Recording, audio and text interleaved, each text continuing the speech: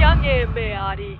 영하 15도의 초소, 하얀 손수건 하나가 생사를 가르는 경계선이 되었습니다. 2023년 1월, 철책선을 넘은 한 남자의 도망, 지뢰지대를 헤쳐나온 오천부의 여정. 그런데 2년 후, 그는 주방장이 되었습니다. 도대체 무슨 일이 있었던 걸까요? 상처가 희망이 되는 이야기, 지금 시작합니다. 여기서 잠깐, 여러분은 지금 어디에서 시청하고 계신가요? 구독과 댓글을 남겨주시면 더 다양한 이야기를 들으실 수 있습니다. 발밑에 눈보라가 차갑게 부딪히는 소리가 뻔질나게 들려왔다. 철책선 경비 초소의 나무 벽 사이로 스며드는 바람은 영하 15도의 추위를 그대로 전해주었고, 내 손가락은 이미 잠시도 가만히 있지 못해 꼼짝꼼짝 떨리고 있었다. 등에 쥐고 있는 소총의 금속 부분이 살을 내는 듯이 차가웠지만 그 찰나의 고통마저도 추위에 의해 점점 무뎌져 갔다.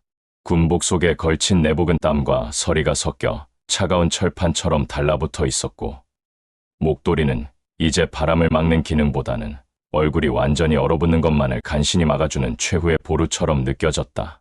초소 안의 작은 난로는 형체만 있을 뿐 실제로 내 몸을 따뜻하게 해주지는 못했다. 군화씨는 발가락이 점점 감각을 잃어가고 있었고, 입김이 하얗게 떨리며 사라지는 모습만이 시간이 흐르고 있음을 알려주었다. 멀리서는 간헐적으로 들려오는 동물의 울음소리가 공포를 자아냈지만 그보다 더 무서운 것은 고요함 사이로 들려오는 정막이었다. 가끔씩 철책선 너머에서 들려오는 대한민국 측 확성기 소리는 마치 다른 세상에서 들려오는 것처럼 희미했고, 그 소리는 내 마음을 더욱 혼란스럽게 만들었다. 주머니에서 꺼낸 마지막 군량 비스킷을 입에 넣었지만 그것마저도 이미 3일 전의 것이었다. 배에서 나는 꼬르륵 소리는 추위와 배고픔이 동시에 공격해오고 있음을 알려주었고, 손을 비벼도 손끝에 감각은 돌아오지 않았다. 초소 벽에 걸린 소형 달력에는 아직도 10월 16일이라고 쓰여 있었지만 실제로는 이미 19일이 되었을 것이다. 시간은 여기서는 아무 의미가 없었다. 나는 달력의 숫자를 하루하루 손가락으로 더듬어가며 세어보았지만 정확한 날짜를 알 수 없다는 사실이 점점 더 큰 공포로 다가왔다. 문득 어머니의 얼굴이 떠올랐다. 작은 집에서 항상 등잔불 아래에서 바느질을 하시던 모습, 내가 군대로 떠나던 날 굳게 다문 입술, 그리고 마지막으로 만났을 때 건네주신 그 하얀 손수건. 철민아, 언제나 진실만을 따라가거라.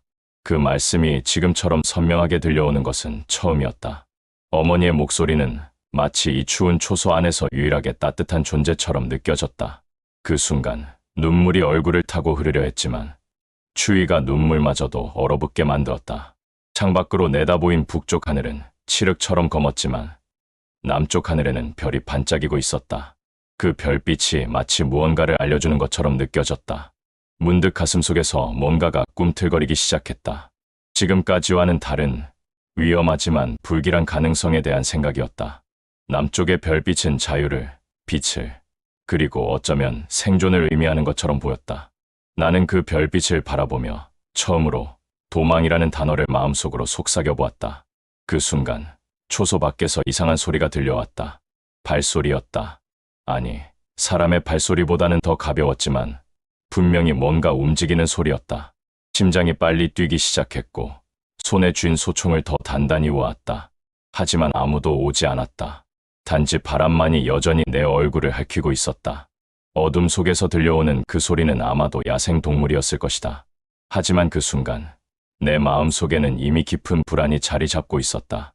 만약 이 소리가 경계 초소를 순찰하는 상관의 발소리였다면, 만약 내가 무심코 흘린 한마디나 행동으로 인해 의심을 사고 있었다면, 난로에 남은 마지막 나무 조각이 탁 꺼져버렸다. 어둠이 내려앉았고 추위는 더욱 살을 내는 듯했다. 이대로 있다면 언젠가는 여기서 얼어붙어 죽을 것이라는 생각이 문득 스쳤다. 아니, 어쩌면 죽기 전에 이미 미쳐버릴지도 몰랐다. 나는 벽에 기대어 몸을 웅크렸다. 추위를 피할 수 없다는 것을 알면서도 그 자세가 마지막 위안이 되어주었다. 주머니에서 어머니의 손수건을 꺼냈다. 하얀 천이 추운 달빛 아래에서 은은하게 빛나고 있었다. 이 작은 천 조각이 지금 이 순간 내게는 유일한 희망처럼 느껴졌다. 손수건을 꼭 쥐었을 때 문득 머릿속으로 어떤 생각이 스치고 지나갔다. 위험하고 무모한, 하지만 어쩌면 유일한 살 길이 될지도 모르는 생각이었다. 이 손수건을 흔들면 저 너머에 누군가가 나를 볼 수 있을까? 저 별빛 아래에서는 아마도 따뜻한 방에서 잠을 자는 사람들이 있을 텐데 그들은 나 같은 존재를 알고 있을까? 바람 소리가 점점 거세져 갔다. 마치 내 마음속에서 일어나고 있는 폭풍과도 같이. 나는 고개를 들어 초소의 좁은 창문으로 다시 남쪽 하늘을 바라보았다. 별빛이 여전히 반짝이고 있었고 그 빛은 마치 내게 무언가를 촉구하는 것처럼 느껴졌다. 이제는 더 이상 물러설 곳이 없었다. 내일이 오기 전에, 해가 뜨기 전에 결심을 해야만 했다. 생과 사의 경계에서 나는 천천히 일어서기 시작했다. 동이 튼 지 이미 한 시간이 넘었지만 해는 여전히 회색빛 안개 속에 갇혀 있었다. 새벽의 차가운 공기가 창문 틈으로 스며들어 내 호흡을 하얗게 만들었다. 밤새 내린 서리가 창유리에 얼음꽃을 수놓았고 그 사이로 흐릿하게 보이는 남쪽 산줄기는 마치 또 다른 세계의 문턱처럼 다가왔다. 어젯밤 내린 결심은 잠들지 못한 채 머릿속에서 맴돌았고 가슴은 마치 폭풍 전야처럼 조용하지만 무겁게 뛰고 있었다. 손목 시계를 확인했다. 5시 17분 아직 교대 시간까지 43분이 남았다. 이 43분이 내 인생에서 가장 길게 느껴지는 시간이었다. 주머니 속에서 어머니의 손수건을 꼭 쥐었을 때 흰 천에 스민 약간의 체온이 마지막 위로가 되어 주었다. 진실만을 따라가라는 어머니의 목소리가 머릿속에서 맴돌았고 그 말씀이 이 위험한 결심을 지탱해주는 유일한 버팀목이 되어 주었다. 창가에 기대어 남쪽을 바라보았다. 철책선 너머로 이어지는 흙길은 안개 속에 흐릿하게 보였고 그 끝에는 자유롭게 펼쳐질 세상이 있을 것만 같았다. 하지만 그 사이에는 수많은 장애물이 놓여 있었다. 철책선, 지뢰지대, 경계 초소 모두가 내 발을 붙들려는 함정처럼 느껴졌다. 가슴이 멎을듯이 조여왔지만 동시에 뭔가가 타오르는 것 같은 느낌도 들었다. 순찰 기록부를 펼쳤다. 지난 3일간의 기록이 빼곡히 채워져 있었지만 그 모든 글자들이 이제는 무의미하게 보였다. 펜을 들어 마지막 기록을 남기려 했지만 손가락이 너무 떨려 글씨가 제대로 써지지 않았다. 대신 낙서처럼 내 이름의 이니셜을 흐릿하게 적어내려갔다. 그 순간 문득 생각났다. 이 기록부가 내가 이곳에 존재했던 마지막 흔적이 될지도 모른다는 것이. 창밖으로 바람이 살짝 불어왔다. 안개가 조금씩 걷히기 시작하더니 멀리 남쪽 하늘에 금빛 노을이 스멀스멀 피어오르기 시작했다. 그 빛이 마치 신호처럼 다가왔다. 이제 더 이상 망설일 시간이 없었다. 교대 시간이 다가오면 또 다른 병사가 와서 이 자리를 지킬 것이고 나는 다시금 굶주림과 추위에 시달리는 일상으로 돌아가야만 한다. 나는 천천히 일어서서 군복을 정리했다. 주머니에 손수건을 더욱 꽉 쥐었고 소총을 벽에 기대어 놓았다. 그 무거운 총은 이제 내게 필요 없었다. 오히려 하얀 천 한 장이 더 큰 힘을 주는 것만 같았다. 마지막으로 초소 벽에 걸린 거울을 보았다. 창백한 얼굴의 두려움과 결심이 뒤섞인 눈빛이 비쳤지만 그 안에 희미한 빛이 스민 것도 분명했다. 발걸음을 내디딜 때마다 마룻바닥에서 내는 삐걱거리는 소리가 심장 소리와 함께 메아리 쳤다. 문을 열자 차가운 바람이 달려들었지만 오히려 그 시원함이 마음을 맑게 해주었다. 이제 나는 이 문을 나서면 다시는 돌아오지 못할지도 모른다. 하지만 뒤돌아볼 생각은 없었다. 남쪽을 향해 한 걸음 내디딜 때 가슴 속에서 뭔가가 꿈틀거리며 피어올랐다. 두려움보다는 희망이, 절망보다는 가능성이 커져가는 것이 느껴졌다. 이제야 비로소 내 인생의 첫 번째 진정한 선택을 하는 것만 같았다. 창문 너머로 보이는 풍경은 점점 선명해져 갔다. 안개 사이로 스멀스멀 피어오르는 아침 햇살이 철책선을 따라 금빛으로 수놓기 시작했고 멀리서는 대한민국 측 초소의 깃발이 바람에 펄럭이는 모습이 희미하게 보이기도 했다. 그 깃발 아래에서는 아마도 나와 같은 나이의 청년들이 따뜻한 아침 식사를 하며 이야기 나누고 있을지도 모른다는 생각이 문득 들었다. 그 상상은 마치 따뜻한 빛처럼 내 마음속으로 스며들어왔고 잠시나마 추위와 공포를 잊게 해주었다. 주머니에서 꺼낸 어머니의 손수건을 펼쳐보았다. 하얀 천에는 어머니의 빛바랜 손자국과 함께 희미하게 스민 눈물 자국이 남아있었다. 그 손수건은 단순한 천조각이 아니라 어머니의 간절한 바람이 고스란히 담긴 유품이었다. 진실을 따라가렴. 그 말씀을 떠올리자 가슴이 뜨거워지는 것 같았다. 이제 이 손수건은 단순한 추억이 아니라 내가 나아가야 할 방향을 알려주는 나침반이 되어주었다. 초소 벽에 걸린 낡은 달력을 다시 한번 바라보았다. 지난달부터 이어져 온 날짜들은 모두 내가 견뎌낸 시간들이었지만 지금은 그 모든 것이 무의미하게 느껴졌다. 오히려 앞으로 다가올 미래가 비록 불확실하고 위험하더라도 훨씬 값져 보였다. 마치 안개 속에 갇힌 새벽이 해가 뜨면 밝아지듯 내 인생도 이 선택을 계기로 조금씩 빛을 되찾을 것만 같았다. 문득 발밑에서 작은 소리가 났다. 까치 한 마리가 창가에 앉아 내려다보고 있었다. 그 까치는 마치 내 결심을 응원하는 듯 날개를 파닥이며 멀리 날아갔다. 그 모습을 보니 어느새 가슴이 훨씬 가벼워진 것 같았다. 두려움은 여전히 남아있었지만 이제는 그 두려움을 이겨낼 용기도 생겼다. 마지막으로 초소 안을 돌아보았다. 이곳에서 보낸 수많은 날들, 추위에 떨었던 밤들, 배고픔을 참아냈던 시간들이 주마등처럼 스쳐 지나갔다. 그 모든 순간들이 힘들었지만 지금의 나를 만든 소중한 경험이었다. 이제 그 경험을 딛고 새로운 길을 나서야 할 때였다. 남쪽 하늘의 금빛 노을이 점점 짙어져 갔다. 마치 내 마음속에 피어오르는 희망과도 같이 이제 발걸음을 내디딜 때다. 과거를 뒤로 한 채 미래를 향해 나아가는 시간. 발밑의 흙길은 차갑고 질었지만 내 발걸음은 거침없이 남쪽을 향해 내디딜 수밖에 없었다. 가슴은 마치 북처럼 쿵쿵 울렸고 손에 쥔 하얀 손수건은 이제 단순한 천이 아니라 내 목숨을 건 희망의 깃발이 되어 있었다. 안개 사이로 스멀스멀 비치는 아침 햇살이 마치 길잡이처럼 내 앞을 훤히 비춰주었고 그 빛을 따라 걷다 보니 어느새 철책선이 눈앞에 다가왔다. 철책선은 높고 날카로웠지만 그 사이로 보이는 남쪽 땅은 마치 꿈처럼 평화로워 보였다. 멀리서는 대한민국 측 초소의 확성기에서 흘러나오는 음성이 들려왔다. 경계 지역입니다. 접근 금지. 그 음성은 경고였지만 오히려 내게는 자유의 소리처럼 들렸다. 나는 천천히 손수건을 높이 들고 흔들기 시작했다. 하얀 천이 바람에 펄럭일 때마다 가슴은 뜨거워졌고 눈가에는 모르게 눈물이 맺혔다. 그 순간 멀리서 총소리가 공중을 가르며 울려 퍼졌다. 경고 사격이었다. 나는 순간 몸을 웅크렸지만 손에서 손수건을 놓을 수는 없었다. 오히려 더 세차게 흔들었다. 살려주세요. 나도 모르게 외쳐버린 목소리는 안개 속에서도 선명하게 퍼져나갔다.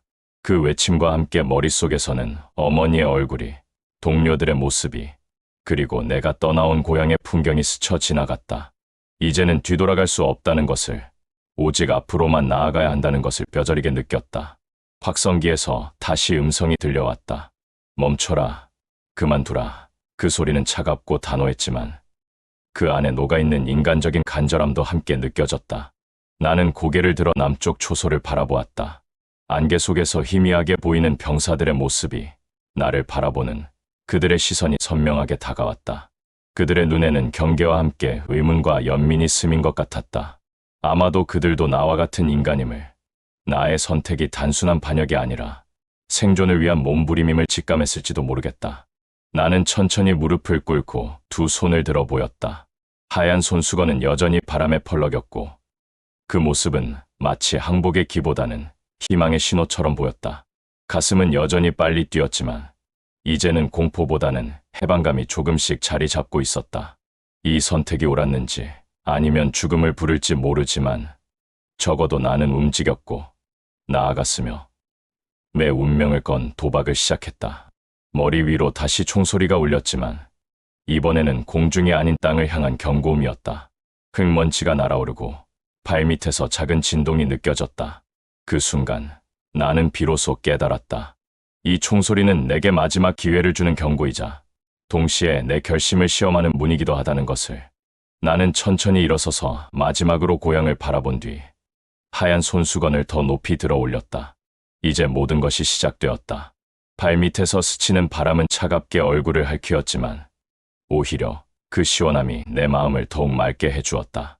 안개 사이로 스며드는 아침 햇살은 점점 강렬해져 갔고 그 빛은 마치 내가 가야 할 길을 환하게 비춰주는 등불처럼 느껴졌다. 머리 위로 날아가는 새들의 지저귐은 자유의 노래처럼 들렸고 그 소리는 내 심장의 두려움을 조금씩 녹여내는 것만 같았다.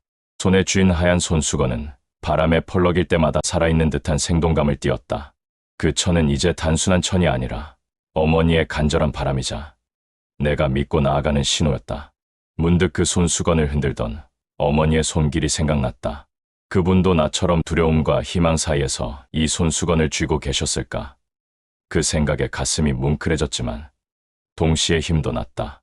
이제 나는 혼자가 아니었다. 어머니의 사랑과 용기가 내게 함께하고 있음을 느꼈다. 멀리서 들려오는 확성기 음성은 점점 더 가까워졌고 그 안에 담긴 경계의 느낌은 조금씩 누그러지는 것 같았다.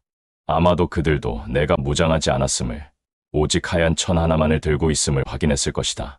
그들의 시선이 내게로 고정되었고 그 눈빛에는 호기심과 연민, 그리고 아마도 이해하려는 노력이 스민 것 같았다. 우리는 다른 편에 서 있지만 같은 인간으로서의 공감이 스치고 있음을 느꼈다. 발밑에 흙을 밟을 때마다 느껴지는 땅의 감촉은 차갑지만 생생했다. 이 땅을 마지막으로 걸을지도 모른다는 생각이 문득 들었지만 오히려 그 생각이 나를 더욱 단호하게 만들었다. 과거의 그림자에서 벗어나 새로운 빛을 향해 나아가는 것, 그것이 지금 내가 선택한 길이었다. 하늘은 점점 밝아져갔고 안개는 서서히 걷혀갔다. 마치 내 마음속의 두려움도 함께 사라져가는 것만 같았다. 나는 마지막으로 고향 쪽을 돌아보았다. 그곳에는 내가 남기고 온 모든 것들이 있었지만 이제는 그것들이 추억으로만 남을 것 같았다. 대신 앞으로 펼쳐질 미래가 비록 불확실하더라도 훨씬 값지고 빛나 보였다. 하얀 손수건을 힘껏 흔들며 나는 마지막 결심을 다졌다. 이제 나는 자유를 향해, 진실을 향해 내 인생을 걸고 나아갈 것이다. 철책선을 넘은 후 발밑에 땅이 바뀌는 것이 느껴졌다. 북쪽의 단단하고 각진 흙길과는 달리 여기의 땅은 부드럽고 불규칙했고 곳곳에 나무잎과 풀들이 스민 흔적이 선명했다. 하지만 그 아름다움 속에는 죽음의 위험이 도사리고 있음을 나는 알고 있었다. 지뢰지대, 발을 잘못 내디딜 경우 순간의 실수가 영원한 종말이 될 수 있는 곳. 가슴이 다시금 빨리 뛰기 시작했고 손에 쥔 흰 손수건이 더욱 땀에 젖어들었다. 한 걸음 한 걸음 내디딜 때마다 땅을 살피고 귀를 기울였지만 주변은 고요할 뿐이었다. 안개가 걷히며 드러난 지형은 생각보다 더 복잡했고 곳곳에 덤불과 나무 뿌리가 길을 방해했다. 멀리서는 대한민국 측 초소의 확성기 음성이 계속 들려왔지만 이제 그 소리는 경고보다는 안내의 의미로 느껴졌다. 그대로 서라. 움직이지 마라. 그들의 목소리에 안전이 보장된다는 믿음이 생겼지만 동시에 이 고요한 땅이 주는 공포는 여전했다. 발밑에서 뭔가 딱딱한 것이 느껴졌을 때 나는 순간 멈춰섰다. 심장이 멈춘 듯했고 숨이 목에서 막혔다. 천천히 고개를 숙여 바라보니 그것은 단지 돌조각에 불과했다. 안도의 한숨을 내쉬었지만 그 또한 짠한 안도감은 곧바로 새로운 불안으로 이어졌다. 다음 걸음은 어떨지, 그 다음은 이 땅은 나에게 기회를 주는 동시에 끝없는 시험을 주고 있었다. 바람이 살짝 불어오며 덤불 사이로 하얀 꽃이 피 흩날리는 것이 보였다. 그 아름다운 풍경은 마치 이 죽음의 땅에서도 생명은 꿈틀거림을 잃지 않음을 알려주는 것 같았다. 나도 그 생명처럼 이 위험을 헤쳐나가야만 했다. 어머니의 손수건을 다시 꼭 쥐며 나는 작은 덤불 사이로 발걸음을 재촉했다. 가끔 발밑에서 딸깍하는 소리가 들릴 때마다 온몸이 굳어졌지만 다행히 그때마다 그것은 나뭇가지나 돌이었다. 머리 위로 새 한 마리가 날아가며 지저귀는 소리가 들려왔다. 그 소리는 마치 응원의 메시지처럼 다가왔다. 나는 고개를 들어 하늘을 바라보았고 그 순간 마음이 조금씩 가벼워지는 것을 느꼈다. 두려움은 여전히 남아있었지만 이제는 그 두려움을 이길 희망이 조금씩 자라나고 있었다. 마지막으로 발걸음을 내디딜 때 나는 비로소 이 땅이 주는 시련을 이겨내고 있음을 느꼈다. 햇살이 점점 강렬해지자 안개는 완전히 걷혔고 주변 경관이 선명하게 드러나기 시작했다. 멀리서는 대한민국 측 초소의 깃발이 바람에 휘날리는 모습이 보였고 그 아래에서는 병사들이 움직이는 모습이 희미하게 보이기도 했다. 그들의 동작은 경계하면서도 체계적으로 보였고 그 모습은 마치 나의 안전을 지켜주는 보루처럼 느껴졌다. 가슴 한구석에서 따뜻한 신뢰가 피어오르기 시작했고 그 신뢰는 공포를 조금씩 밀어내고 있었다. 발밑에 흙을 밟을 때마다 느껴지는 땅의 질감이 생생했다. 북쪽의 땅은 대부분 메마르고 각졌지만 여기의 땅은 부드럽고 습기가 느껴졌다. 작은 풀들과 꽃들이 자라고 있었고 그 사이로 개미 한 마디가 열심히 걸어가고 있는 모습도 보였다. 이 작은 생명들의 존재는 마치 이 땅이 비록 위험하지만 결코 죽지만은 않음을 알려주는 것 같았다. 나도 그 생명처럼 이 땅을 헤쳐나가야 했다. 어머니의 손수건을 꼭 쥔 손이 땀으로 젖어 미끄러웠지만 나는 결코 놓지 않았다. 그 손수건은 이제 단순한 천이 아니라 나이신 년을 상징하는 깃발이었다. 바람에 펄럭일 때마다 그 하얀 빛은 내게 힘을 주었고 어머니의 간절한 바람이 다시금 내 마음을 따뜻하게 채워주었다. 진실을 따라가렴. 그 말씀을 떠올리면 할수록 발걸음은 더욱 단호해졌고 두려움은 조금씩 물러났다. 갑자기 발밑에서 뚝 하는 소리가 났다. 순간 멈춰 섰을 때 온몸의 혈관이 얼어붙는 듯했다. 천천히 고개를 숙여 바라보니 그것은 단지 작은 돌이 군화에 밟혀 튀어오른 것이었다. 안도의 한숨과 함께 몸이 풀렸지만 그 경험은 나에게 이 땅의 위험을 다시 한번 일깨워 주었다. 한 걸음 한 걸음이 생사를 가르는 순간임을 뼈저리게 느꼈다. 머리 위로 해가 점점 높이 떠오르기 시작했다. 따뜻한 햇살이 등에 내리쬐자 몸이 녹는 듯했다. 그 따스함은 마치 자유의 온기가 내게 스며드는 것만 같았다. 이제 조금만 더 가면 그곳에는 새로운 삶이 기다리고 있을 것이다. 나는 마지막으로 고개를 들어 앞을 바라보았다. 더 이상 망설일 필요가 없었다. 이제 나는 내 발로 선택한 이 길을 끝까지 걸어가야 했다. 아침 식사 후 넓은 강당으로 안내되었다. 북쪽의 낡은 강의실과는 달리 이곳은 밝은 조명과 편안한 의자, 최신식 음향 시설까지 갖춰진 현대적인 공간이었다. 강단에는 새로운 시작을 위한 첫걸음이라는 문구가 띄워져 있었고 약 20명의 사람들이 조용히 자리에 앉아 있었다. 나는 구석자리를 골라 앉았지만 옆자리에 앉은 여성이 살짝 미소 지으며 고개를 끄덕이는 바람의 마음이 조금 편안해졌다. 김미영 상담사가 강단에 올라 따뜻한 목소리로 인사했다. 여러분, 두려움과 기대를 동시에 품고 이 자리에 섰을 거예요. 하지만 이곳은 판단이 아닌 이해가 있는 공간입니다. 그녀의 말은 마음을 움츠리게 했던 북쪽의 경직된 분위기와는 완전히 달랐다. 여러분은 각자 다른 이야기를 가지고 있지만 이제부터는 함께하는 동료이자 가족이에요. 첫 번째 시간은 자기소개 시간이었다. 한 명씩 돌아가면서 이름과 고향, 그리고 간단한 꿈을 말하는 자리였다. 40대 남성은 평양에서 왔습니다. 이제부터 자동차 정비기사가 되는 게 꿈이에요 라고 말했고 20대 초반의 여성은 함경도 출신입니다. 한국어를 배워 보육교사가 되고 싶어요 라고 조용하지만 단호하게 말했다. 각자의 목소리에는 아직 남아있는 상처도 느껴졌지만 동시에 새로운 희망의 빛도 보였다. 자기소개를 들으며 놀라운 사실을 깨달았다.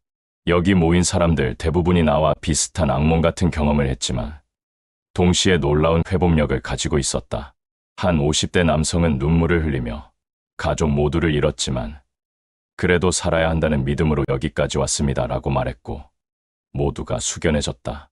김 상담사가 다정하게 그의 어깨를 토닥여 주었고 이제 혼자가 아니에요 라는 말에 여러 사람이 고개를 끄덕였다. 두 번째 시간은 한국 사회 적응 교육이었다. 젊은 강사가 현대 한국의 일상생활에 대해 재미있게 설명했다. 지하철 이용하는 법, 은행 계좌 만드는 법, 심지어 스마트폰 사용법까지 모든 것이 나에게는 생소했지만 강사가 처음에는 다 어려워요. 천천히 배우면 돼요라고 격려해주니 마음이 놓였다. 특히 스문의 시간 편의점이라는 개념은 북쪽에서는 상상도 못할 일이었다. 한 참가자가 진짜 밤중에도 문 여는 가게가 있어요 라고 물으니 모두가 웃음을 터뜨렸다. 점심시간에는 자연스럽게 작은 모임이 만들어졌다. 나는 함경도 출신의 노인 할아버지와 평양 출신의 젊은 부부와 함께 앉게 되었다. 할아버지는 79세에 처음으로 햄버거를 먹어봤다며 신기해했고 젊은 부부는 함께 빵집 차리는 게 꿈이라고 들뜬 목소리로 말했다. 서로 다른 세대와 지역 출신이었지만 우리를 연결하는 것은 같은 희망과 꿈이었다. 오후에는 심리 상담 시간이 있었다. 전문 상담사가 상처를 치유하는 것은 시간이 걸린다고 설명했고 너무 혼자 감당하려 하지 말라고 조언했다. 단체 치료에서 우리는 각자 두려움을 나누었고 놀랍게도 비슷한 악몽을 꾸는 사람이 많다는 것을 알게 되었다. 자유가 무서운 적이 있나요? 라는 상담사의 질문에 많은 사람이 고개를 끄덕였을 때 나는 비로소 내 감정이 비정상이 아니라는 것을 깨달았다. 저녁 무렵 함께 교육받은 사람들과 옥상에 올라가는 기회가 있었다. 서울의 야경이 우리 눈앞에 펼쳐졌다. 끝없이 이어지는 빌딩들의 불빛, 쏟아질 듯한 별빛보다 많은 자동차들의 흐름. 한 참가자가 이게 바로 우리가 상상하던 그 세상입니다라고 속삭였고, 다른 사람이 이 아름다움을 우리 가족도 볼 수 있을까요? 라고 걱정스럽게 말했다. 그 순간 우리의 눈빛에는 함께하는 슬픔과 희망이 동시에 스쳐갔다. 마지막으로 김 상담사가 우리에게 작은 꾸러미를 나눠주었다. 속에는 한국어 공부책, 일기장, 심지어 작은 테디베어까지 들어있었다. 외로울 때 곰인형을 안고 울어도 돼요라는 말에 많은 사람이 눈물을 흘렸다. 북쪽에서는 약한 모습을 보이는 것이 위험했지만 여기에서는 나약함이 인간으로 인정받는구나라고 깨달았다. 그날 밤 나는 일기장에 썼다. 처음으로 나와 같은 사람들을 만났다. 우리는 부서졌지만 함께라면 치유할 수 있을 것 같다. 오늘 나는 혈육 가족을 잃었지만 새로운 가족을 얻은 것 같다. 한국어 교실은 유리창으로 가득한 밝은 공간이었다. 벽에는 다양한 한국어 단어와 그림이 붙어 있었고 각자에게 나누어준 교재와 필기구가 준비되어 있었다. 젊은 한국어 선생님이 밝은 미소로 반갑게 인사했다. 안녕하세요, 여러분. 저는 여러분의 한국어 선생님 이수진이라고 합니다. 그녀의 발음은 선명하고 부드러웠다. 나는 안녕하세요라는 인사말이 북쪽에서 사용하던 평안하십니까와는 완전히 다른 리듬과 온기를 가지고 있다는 것을 느꼈다. 첫 수업은 기본 인사말부터 시작되었다. 안녕하세요. 감사합니다. 미안합니다. 같은 일상적인 표현들을 반복하며 발음 연습을 했다. 선생님은 각자의 발음을 하나씩 들어주며 고쳐주었고 처음에는 다 어려워요. 천천히 하면 돼요라고 격려했다. 옆자리에 앉은 함경도 출신 할아버지가 이제부터는 동재라고 부르지 말고 선생님이라고 불러야 한다고 농담을 하자 교실에 웃음이 터졌다. 수업 중간에 역할극 시간이 있었다. 간단한 대화를 연습하는 시간이었는데 이것은 무엇입니까? 저는 김자유입니다와 같은 기본적인 문장들을 사용했다. 처음에는 어색했지만 점점 재미를 느끼기 시작했다. 언어라는 것이 단순한 의사소통 도구가 아니라 새로운 정체성을 만드는 과정이라는 것을 깨달았다. 교실에는 다양한 연령대와 배경을 가진 사람들이 모여 있었다. 20대 초반의 젊은 여성은 발음을 금방 따라하는 반면 60대 노인들은 한국어의 섬세한 억양을 따라하는데 어려움을 겪었다. 선생님은 특히 노인들을 위해 한 음절씩 따라 말해보세요라고 참을성 있게 지도했다. 한 노인이 우리 나이에 새나라 말 배우려니 머리가 아프다고 투덜대자 선생님이 나이가 아니라 마음이 젊으면 됩니다라고 웃으며 답했다. 수업 후에는 언어 교환 프로그램이 진행되었다. 한국인 자원봉사자들이 우리와 1대1로 대화 파트너가 되어주었다. 나와 짝이 된 한 대학생이었고 그는 북쪽에서 어떤 노래를 불렀나요? 라고 물었다. 나는 북쪽의 혁명가요를 흥얼거리자 그는 놀란 표정으로 한국에는 이런 노래도 있어요 라며 스마트폰으로 K-팝 노래를 재생해 주었다. 완전히 다른 리듬과 선율에 우리 모두 신기해했다. 점심시간의 식당에서 우리는 자연스럽게 새로 배운 한국어 표현을 사용해보려 노력했다. 이거 주세요. 맛있겠다. 같은 간단한 표현을 사용할 때마다 한국인 직원들이 와 발음 좋으시네요 라고 칭찬해 주었다. 그 작은 격려들이 우리에게는 큰 힘이 되었다. 오후 수업에서는 한국의 문화와 언어가 어떻게 연결되어 있는지 배웠다. 선생님이 언어는 단순한 단어가 아니라 그 나라의 정신을 담는 그릇이라고 설명했다. 예를 들어 한국어의 정의라는 개념을 설명할 때 우리는 북쪽의 혁명적 동지애와는 다른 깊이의 인간 관계가 있다는 것을 느꼈다. 저녁에는 언어 실습실에서 추가 학습 시간이 마련되었다. 컴퓨터 프로그램을 통해 듣기 연습을 할 수 있었고 헤드셋을 쓰고 반복적인 듣기 연습을 하는 것이 처음에는 이상하게 느껴졌다. 하지만 점점 귀에 익숙해지자 한국어의 리듬이 점이 아니라 패턴으로 다가오기 시작했다. 한 참가자가 꿈에서도 한국어로 말하고 있을 것 같다고 말하자 모두가 공감했다. 언어 학습이 단순한 기술 습득이 아니라 뇌와 마음의 재구성 과정이라는 것을 체감했다. 북쪽에서 평생 사용해오던 언어 패턴을 깨는 것이 고통스럽기도 했지만 동시에 해방처럼 느껴졌다. 마지막으로 선생님이 우리에게 숙제를 내주었다. 일기장에 오늘 배운 단어 3개를 사용해서 문장을 지어보세요. 나는 자유, 꿈, 희망이라는 단어를 선택했다. 자유로운 세상에서 나는 새로운 꿈을 꾸고 희망을 가지고 있습니다. 쓰고 나니 이 문장이 단순한 숙제가 아니라 내 마음의 선언문처럼 느껴졌다. 그날 밤 나는 북쪽에서 가져온 오래된 일기장과 한국어로 쓰는 새 일기장을 나란히 놓고 비교해 보았다. 같은 손으로 쓰지만 완전히 다른 언어, 다른 생각, 다른 미래를 향한 두 개의 길이 거기에 있었다. 한국어 과정을 수료한 후 나는 본격적인 직업훈련 센터로 이동하게 되었다.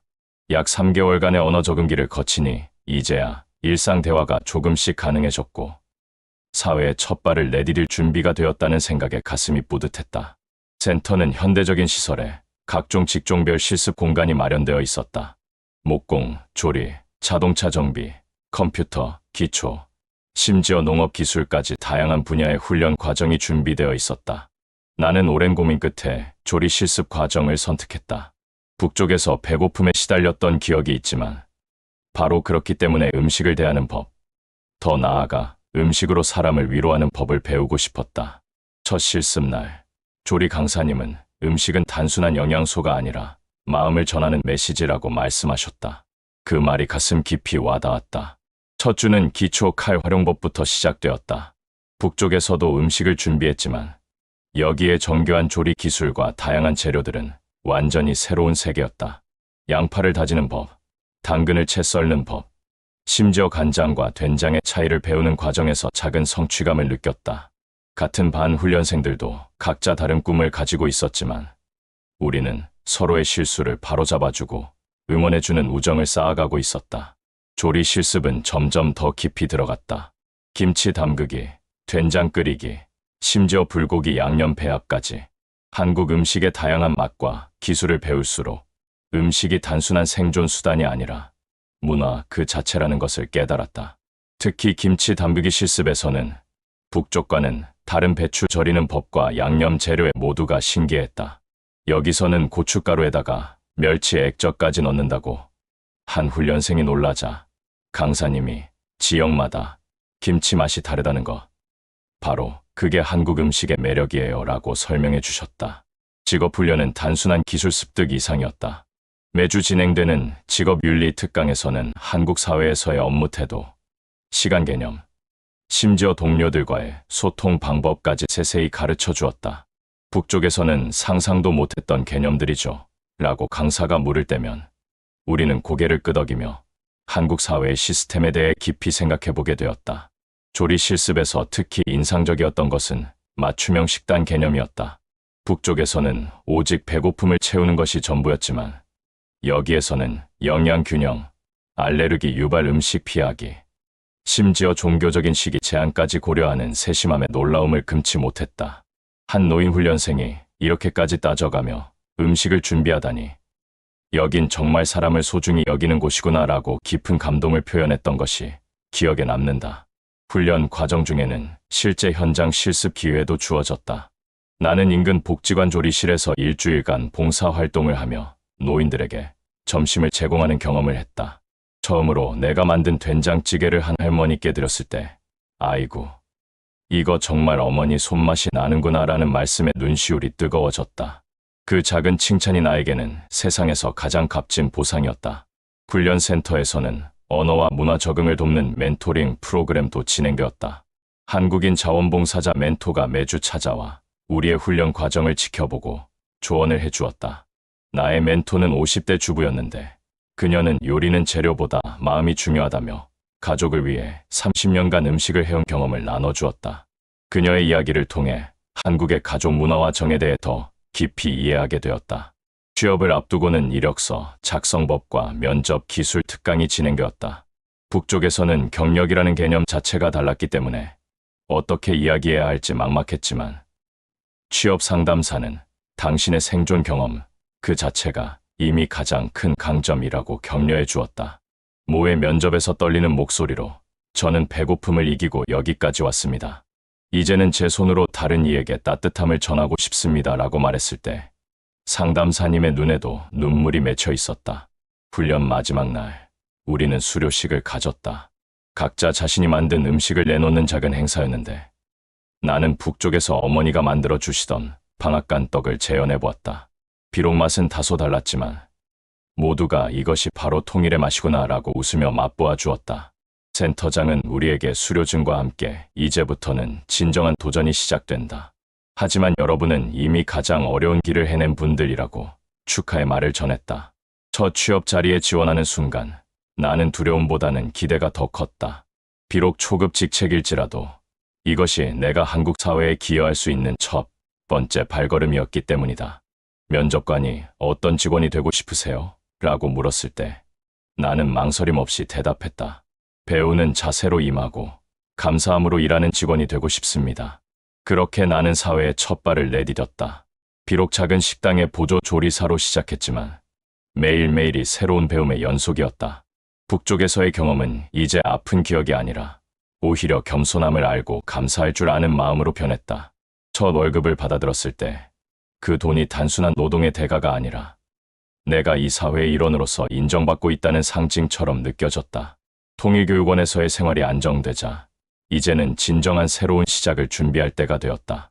한국 사회에 적응하기 위한 필수 과정인 직업훈련 프로그램에 지원했다. 여러 분야 중에서 나는 주방 조리 과정을 선택했다.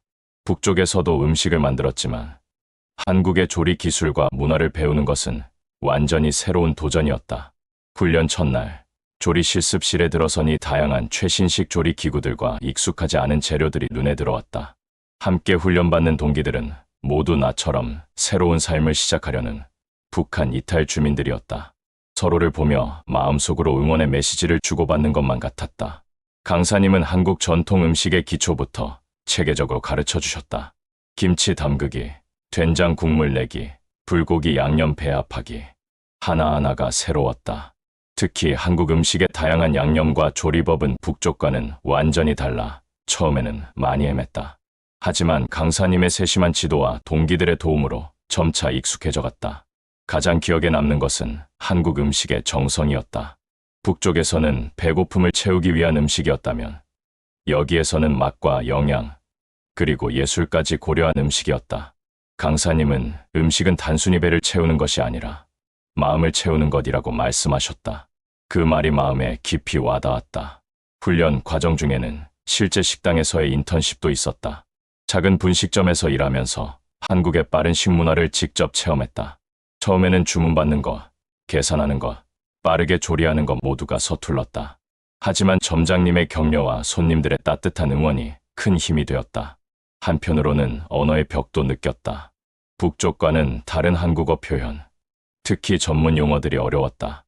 밤늦게까지 사전을 찾아가며 용어들을 외우고 동기들과 역할극을 하며 연습했다. 조금씩이지만 나의 한국어 실력도 나아지고 있음을 느낄 수 있었다. 훈련이 끝날 무렵 우리는 작은 발표회를 가졌다. 각자 배운 것을 보여주는 시간이었다. 나는 북쪽의 전통 음식과 한국의 조리법을 융합한 새로운 메뉴를 선보였다. 강사님과 동기들의 박수와 격려는 나에게 큰 자신감을 주었다. 통일교육원으로 돌아오는 길에 나는 뿌듯함과 함께 막연한 두려움도 느꼈다. 이제 진짜 한국 사회로 나아가야 하는 때가 다가오고 있었다. 하지만 이번 훈련을 통해 나는 단순한 기술뿐 아니라 용기와 자신감도 얻을 수 있었다. 그날 밤 일기장에 이렇게 썼다. 두려워하지 말자. 배운 것을 믿고 내 안의 가능성을 믿자. 이제는 주저앉지 않고 앞으로 나아갈 때다. 다음 날 통일교육원의 취업 상담실을 찾았다. 작은 식당에서부터 시작해보기로 결심했다. 비록 작은 시작이지만 이곳에서 내 인생의 새로운 장이 펼쳐질 것만 같았다. 드디어 독립한 지 3개월이 지났다. 작지만 내 공간인 원룸에서는 매일이 소중하게 느껴졌다. 새벽 5시 30분, 어둠이 걷히기 시작하는 창밖을 바라보며 하루를 시작했다. 북쪽에서는 상상도 못했던 이 작은 공간이 나만의 화장실, 작은 주방, 심지어 꾸민 발코니까지 모든 것이 자유의 공간처럼 느껴졌다. 조용히 커피를 내리며 오늘의 일정을 생각했다. 식당 보조 조리사로 일한 지 5개월째, 이제는 메뉴를 혼자 준비할 수 있게 되었고, 사장님도 김 씨는 이제 우리 식당의 핵심이야 라고 말씀하셨다. 오후에는 통일교육원에서 후배 귀순민들을 위한 자원봉사가 예정되어 있었다. 언어와 문화적 장벽을 넘어선 지금, 이제는 내가 도움을 주는 입장이 되었다는 것이 믿기지 않았다. 첫 독립 생활은 예상보다 많은 도전이었다. 월세 관리, 공과금 납부, 심지어 쓰레기 분리수거까지. 북쪽에서는 경험하지 못한 일상의 시스템들이 처음에는 낯설고 복잡하게 느껴졌다. 하지만 이웃 주민들이 큰 도움이 되었다. 아래층에 사는 60대 할머니는 쓰레기 배출 방법을 하나하나 가르쳐 주셨고, 옆집 대학생은 인터넷 설치를 도와주었다. 작은 아파트 단지에서 새로 이사 오신 분으로서 받은 따뜻한 환영은 서울이 차가운 도시라는 나의 선입견을 깨뜨려 주었다.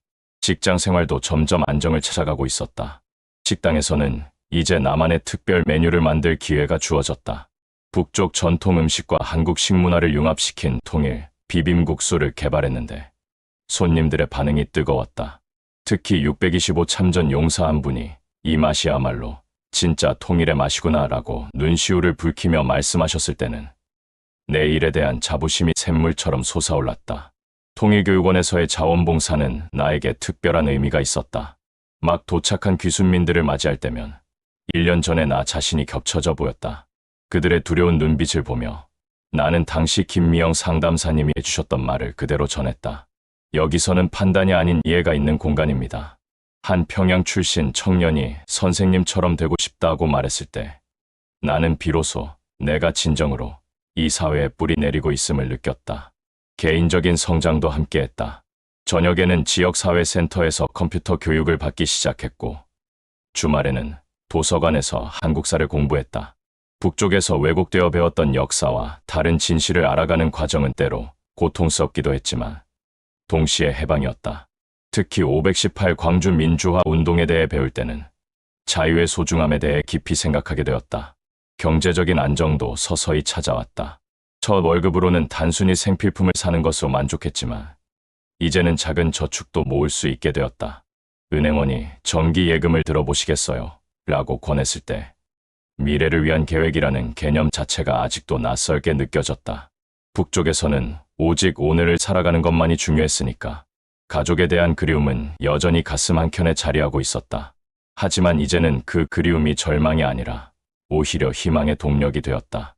통일이 되면 꼭 만나고 싶다는 소망을 일기장에 적었고 가끔은 통일교육원의 가족 찾기 프로그램에 참여하기도 했다. 비록 아직 소식은 없지만 적어도 이렇게라도 기다릴 수 있는 자유가 있다는 것에 감사했다. 최근 들어는 한국 사회의 일원으로서의 정체성도 점점 확고해지고 있었다. 첫 선거권을 행사했을 때 그 작은 투표용지가 무겁게 느껴졌다. 북쪽에서는 상상도 못할 선택의 권리였기 때문이다. 투표소에서 나와 같은 배경을 가진 분들을 만났을 때 우리는 말없이 미소만 교환했지만 그 속에 담긴 의미는 깊고도 깊었다. 이제는 가끔은 북쪽에서의 기억들도 선명하게 떠오른다. 하지만 이제는 그 기억들이 나를 속박하는 사슬이 아니라 오히려 자유로운 세상에서 더욱 감사함을 느끼게 해주는 계기가 되었다. 아침마다 내리는 커피 한 잔, 자유롭게 선택할 수 있는 옷, 심지어 길거리에서 마음껏 웃을 수 있는 권리까지 모든 것이 소중하게 느껴졌다. 어느 날 저녁, 작업실에서 후배 귀순민들에게 조리 시범을 해주던 중 한 청년이 물었다. 선생님, 자유가 가끔 두렵지 않으세요? 나는 잠시 멈춰서 그를 바라보았다. 처음에는 매일 두려웠어. 하지만 이제 알겠더라. 진정한 자유는 두려움을 인정하면서도 그 속에서 꿈꿀 용기를 가지는 거라는 것을. 창밖으로 저녁 노을이 지고 있었다. 오렌지 빛으로 물드는 서울의 스카이라인을 바라보며 나는 비로소 뿌리 내림의 의미를 이해했다. 땅속 깊이 뿌리를 내리는 것은 단순히 안정을 찾는 것이 아니라 이제는 어떤 폭풍 후에도 흔들리지 않을 줄기를 세우는 것이었다. 그리고 나는 비록 늦었지만 이 땅에 내 뿌리를 내리기 시작했음을 깨달았다. 1년이 지난 어느 봄날, 통일교육원 강당에서 정착 성공 사례 발표회가 열렸다. 나는 무대 위에서 수백 명의 관객을 바라보고 있었다. 1년 전만 해도 상상도 못할 일이었다. 내 옆에는 함께 훈련받던 동기들이 앉아 있었고 관객석에는 새로 입소한 귀순민들과 그들을 돕는 상담사들, 현재 한국 사회에서 성공적으로 정착한 선배들도 자리하고 있었다. 발표 순서가 되어 내가 마이크 앞에 섰다. 1년 전, 저는 두려움에 떨며 이곳에 왔습니다. 자유라는 것이 무엇인지도 모른 채 그저 살아남기 위해 도망쳐왔습니다. 관객석에서 눈물을 닦는 사람들이 보였다. 하지만 이곳에서 배운 가장 소중한 것은 자유는 혼자서만 누리는 것이 아니라 함께 나누는 것이라는 것입니다. 함께 훈련받던 동기들의 성공 이야기가 이어졌다. 자동차 정비사가 된 40대 남성은 이제는 제 손으로 다른 이의 길을 열어줄 수 있다는 것이 자랑스럽습니다 라고 말했고, 보육교사가 된 20대 여성은 아이들의 순수한 미소가 제 상처를 치유해주고 있습니다 라고 감동적으로 이야기했다. 각자의 자리에서 희망의 끈을 잇고 있는 우리의 모습이 자랑스러웠다. 발표회 후에는 네트워킹 시간이 있었다. 새로 입소한 한 청년이 내게 조용히 다가와 물었다. 선생님, 정말 괜찮아지나요? 이 두려움과 그리움, 언제쯤 나아지나요? 나는 그의 어깨를 토닝해주며 대답했다. 완전히 사라지지는 않아요. 하지만 그 감정들이 이제는 너를 지배하지 않는다는 것을 깨닫게 될 거예요. 그리고 언젠가는 그 상처들이 너의 가장 큰 힘이 된다는 것도 알게 될 거야. 행사가 끝나고 밖으로 나오니 봄비가 내리고 있었다. 우산을 쓸 줄 몰라 그냥 빗속을 걸어가던 한 새내기 귀순민에게 내 우산을 건네주었다. 선생님, 괜찮으세요? 그의 걱정스러운 물음에 나는 웃으며 대답했다.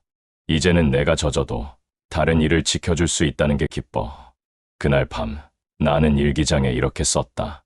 오늘 나는 주는 사람이 되었다. 북쪽에서는 오직 받기만 했지만 이제는 내가 다른 이에게 희망을 줄 수 있다. 이것이 진정한 자유다.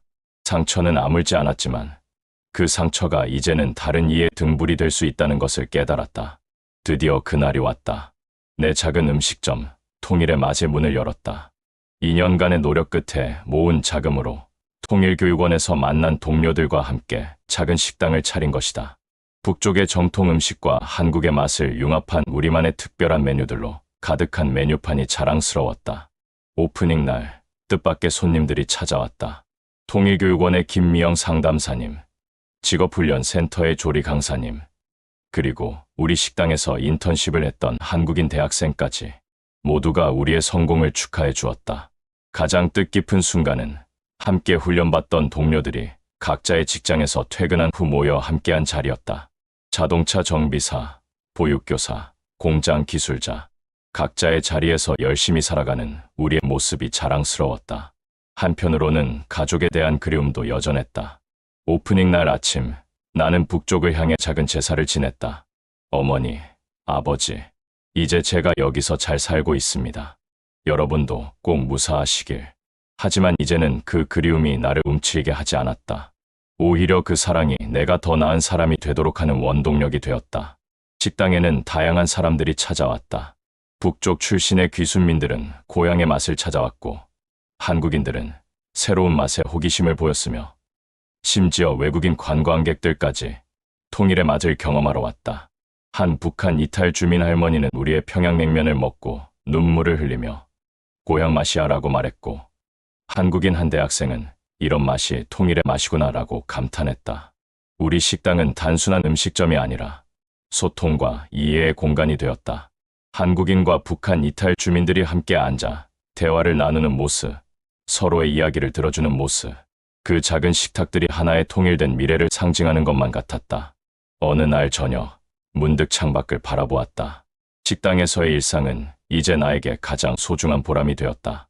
아침 6시 30분, 나는 여느 때와 같이 식당 문을 열고 하루를 시작했다.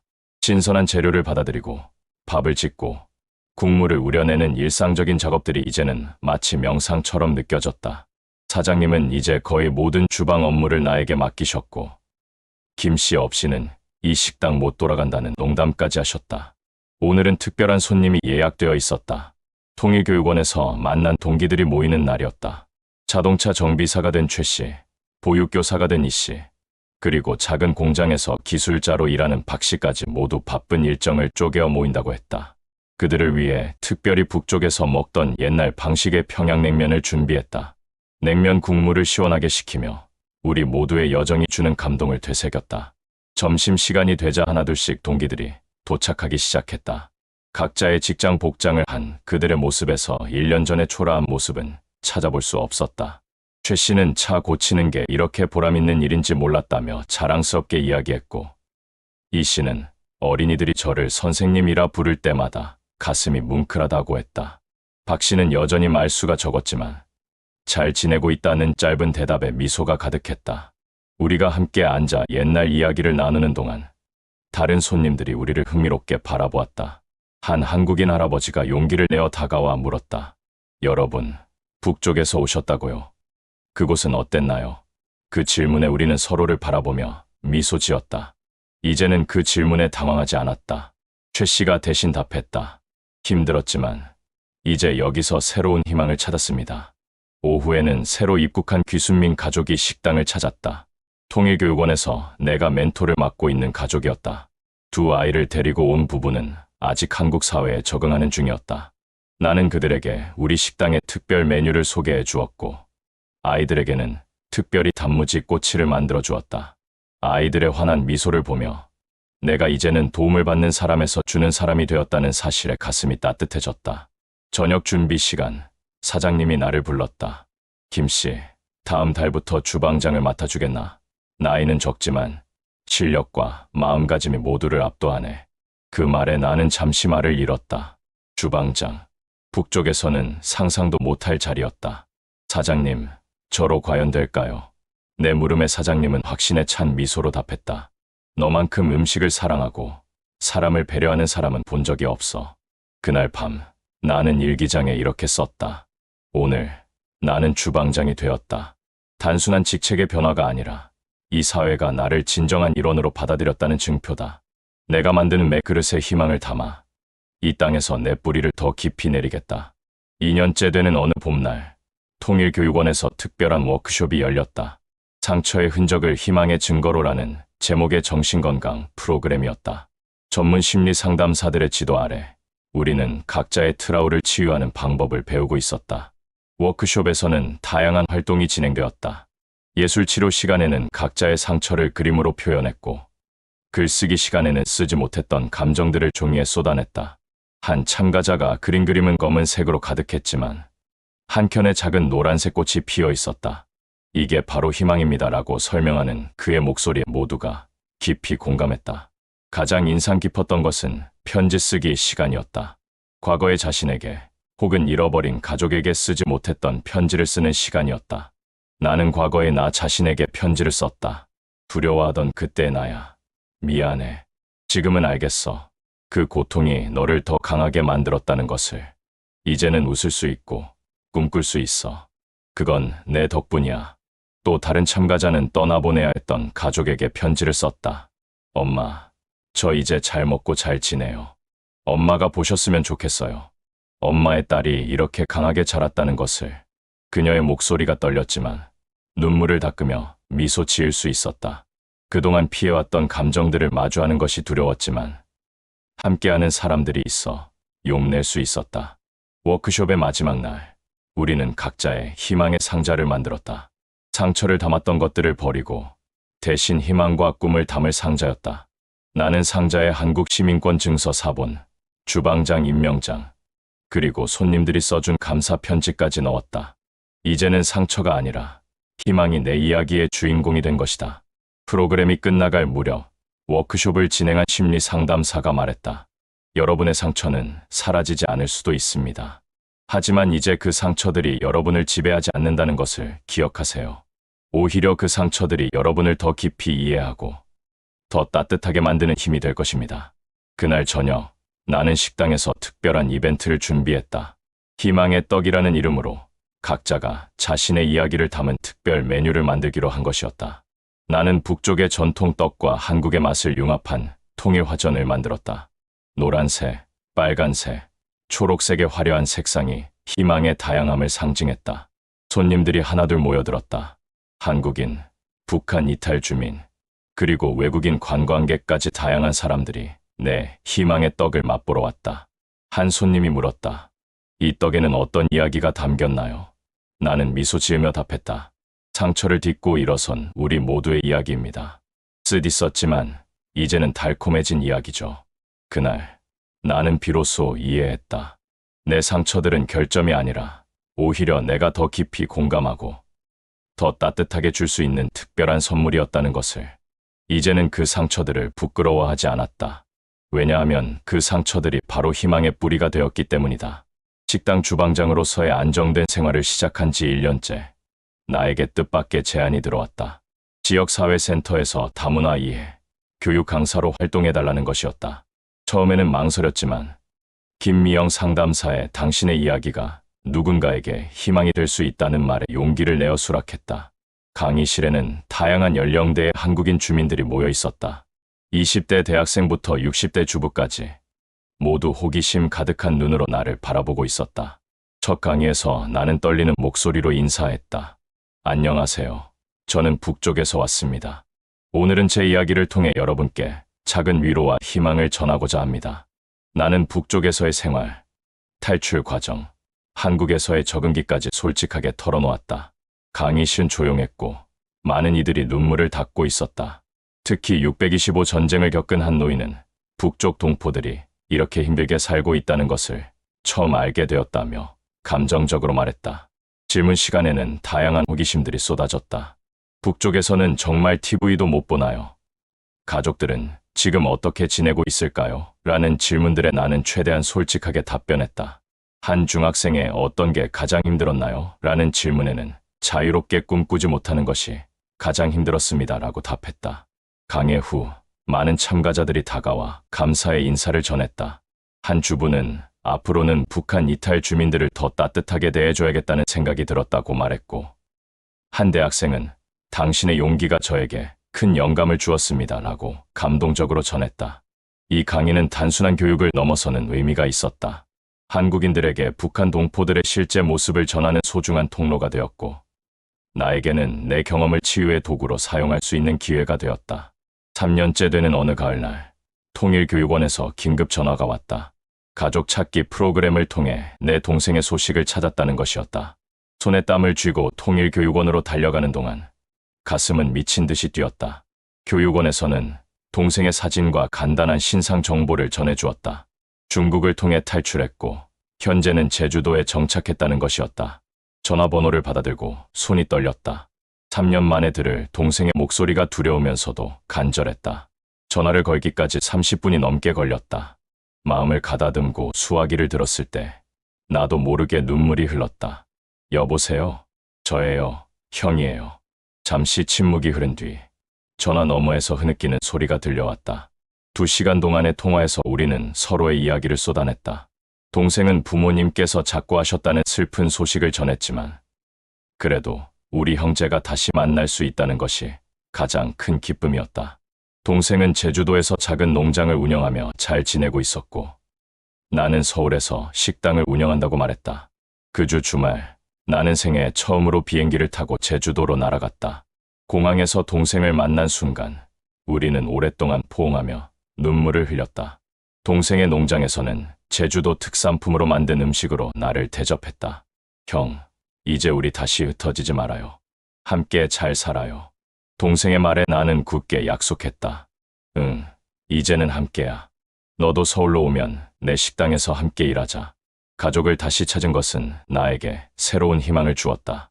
이제는 내가 잃어버린 가족뿐 아니라 다른 이산가족들을 위한 작은 도움도 줄 수 있다는 생각이 들었다. 통일교육원과 함께 이산가족 찾기 프로젝트를 기획하기 시작했고 내 식당을 만남의 장소로 제공하기로 했다. 이산가족을 다시 만난 후 나는 식당에서 매월 통일을 꿈꾸는 식탁이라는 모임을 주최하기 시작했다. 북한 이탈 주민, 한국인, 심지어 탈북자 가족들이 함께 모여 이야기를 나누는 자리였다. 12월의 어느 추운 날, 특별한 손님이 찾아왔다. 북한에서 최근 탈출한 한 가족이었다. 2 아이를 데린 부부는 아직 한국 생활에 적응하지 못해 어색해했다. 나는 그들에게 따뜻한 음식을 대접하며 저도 처음에는 다 그랬어요 라고 위로했다. 모임에서 각자 자신의 이야기를 나누는 시간을 가졌다. 한 할머니는 60년 만에 만난 딸 이야기를 하며 눈물을 흘렸고 한 젊은이는 북한에서의 군복무 경험을 솔직하게 털어놓았다. 한국인 참가자들은 경청하며 그동안 몰랐던 부분을 알게 되었다고 말했다. 특히 인상적이었던 것은 한국인 대학생들과 북한 이탈 청년들이 함께하는 문화 교류 시간이었다. 서로의 음악, 영화, 심지어 유행어를 공유하며 자연스럽게 친구가 되는 모습이 감동적이었다. 우리는 원래 한민족인데 왜 이렇게 다른 걸까? 라는 한 대학생의 질문에 모두가 깊이 생각에 잠겼다. 나는 이 모임을 통해 작은 통일을 실현하고 있다고 느꼈다. 비록 정치적인 통일은 아니지만 사람들과 마음으로 통하는 것이 진정한 통일의 시작임을 믿었다. 매달 모임이 끝날 때마다 우리는 함께, 우리는 하나라고 외쳤다. 4년째 되는 해, 나는 전국 귀순민 대회에서 연설할 기회를 얻었다. 전국에서 모인 500여 명의 귀순민들과 관련 기관 관계자들 앞에서 내 이야기를 전할 수 있는 영광이었다. 연단에 서서 청중을 바라보니 4년 전의 내 모습이 겹쳐 보였다. 두려움에 떨었던 그때와는 달리 이제는 당당하게 내 이야기를 할 수 있게 되었다. 4년 전, 저는 이 땅에 발을 디딜 때 아무런 꿈도 없었습니다. 그저 살아남기만을 바랐죠. 하지만 오늘 저는 꿈을 이야기할 수 있습니다. 나는 한국 사회의 도움에 감사함을 전했고 함께 고군분투했던 동료들의 이야기를 나누었다. 특히 주방장이 된 과정, 가족을 다시 찾은 기쁨, 심지어 다문화 강사로 활동하는 경험까지 솔직하게 털어놓았다. 우리의 상처는 결점이 아니라 오히려 더 깊이 이해하고 더 따뜻하게 줄 수 있는 특별한 선물입니다. 여러분의 상처를 부끄러워하지 마세요. 왜냐하면 그 상처들이 바로 여러분의 가장 큰 힘이 될 수 있기 때문입니다. 연설이 끝나자 기립박수가 터져 나왔다. 많은 이들이 눈물을 흘리며 다가와 감사의 인사를 전했다. 특히 최근 입국한 한 젊은이는 선생님의 이야기가 제게 큰 희망이 되었습니다 라고 말했다. 이 연설을 계기로 나는 희망의 메신저로 더욱 활발히 활동하게 되었다. 각종 매체 인터뷰, 학교 특강, 심지어 국제회의에서 발표할 기회까지 얻었다. 내 이야기가 단순한 개인의 이야기를 넘어 많은 이들에게 용기와 희망을 주는 도구가 될 수 있다는 것을 깨달았다. 5년째 되는 해, 나는 드디어 통일의 맛 2호점을 오픈했다. 제주도에 있는 동생과 함께 운영하는 분점이었다. 이제는 작은 식당 주인에서 프랜차이즈 사업가로 성장한 셈이었다. 2호점 오픈 날, 1호점에서 만났던 많은 단골 손님들이 축하를 위해 제주도까지 찾아왔다. 통일교육원의 김미영 상담사, 직업훈련센터의 강사님, 심지어 첫 취업 면접을 본 사장님까지 모두가 함께해 주었다. 정말 자랑스럽다, 김씨. 사장님의 한마디에 나는 눈시울이 뜨거워졌다. 다 사장님 덕분입니다. 처음 뽑아주시지 않았으면 불가능했을 거예요. 2호점에서는 동생이 재배하는 제주도 특산품을 활용한 새로운 메뉴를 선보였다. 한라봉을 이용한 평양냉면, 감귤을 활용한 북한 전통 음식 등 창의적인 메뉴들이 손님들의 호응을 얻었다. 이제는 내 식당이 단순한 음식점을 넘어서는 의미를 가지게 되었다. 북한 이탈 주민들의 취업을 돕는 장이 되었고, 남북 문화 교류의 장이 되었으며, 심지어 이산가족들의 만남의 장소가 되었다. 저녁이 되어 손님들이 모두 떠난 후 나는 동생과 함께 제주도의 바다를 바라보며 앉아 있었다. 형, 우리 정말 잘 살고 있죠? 동생의 물음에 나는 고개를 끄덕였다. 응, 이제는 우리가 주인공이야. 5년 전 생존만을 바라던 그때를 떠올렸다. 배고픔과 두려움에 떨었던 그 시절이 마치 꿈처럼 느껴졌다. 이제는 나에게 배고픔 대신 만족감이, 두려움 대신 자신감이, 절망 대신 희망이 자리 잡고 있었다. 나는 비로소 이해했다. 진정한 자유란 단순히 물리적인 구속에서 벗어나는 것이 아니라 마음속의 두려움을 이기고 꿈꿀 용기를 얻는 것임을, 그리고 그 용기는 혼자서가 아니라 함께하는 사람들 덕분에 얻을 수 있음을. 이제 나의 여정은 끝나지 않았다. 오히려 새로운 시작이었다. 더 많은 이들에게 희망을 전하고 더 많은 꿈을 이루며 더 많은 사랑을 나누는 여정이 계속될 것이라고 믿었다. 왜냐하면 나는 이제 알았기 때문이다. 상처는 희망의 뿌리가 되고 고통은 기쁨의 밑거름이 된다는 것을. 재밌었으면 구독, 좋아요, 평양의 메아리.